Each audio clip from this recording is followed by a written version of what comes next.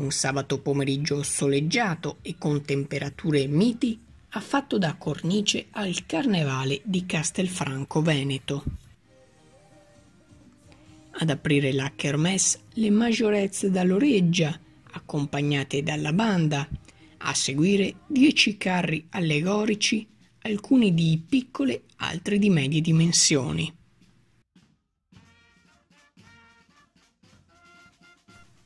Il corteo, partito alle 14:30, ha percorso per 2 volte l'anello attorno al Giro di Fossa, per poi giungere in piazza Giorgione, dove è presente il Luna Park.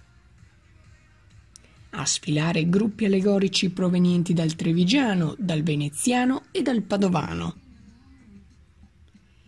A chiudere la sfilata il gruppo dei Senza Pazienza, dalla frazione di San Floriano, che oltre ad aver sfilato oggi come gruppo di casa, hanno anche contribuito all'organizzazione dell'evento.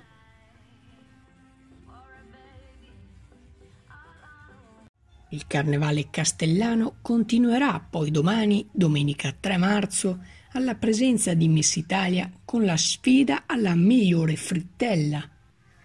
I festeggiamenti si chiuderanno martedì 5 alle 21 con l'incendio del castello.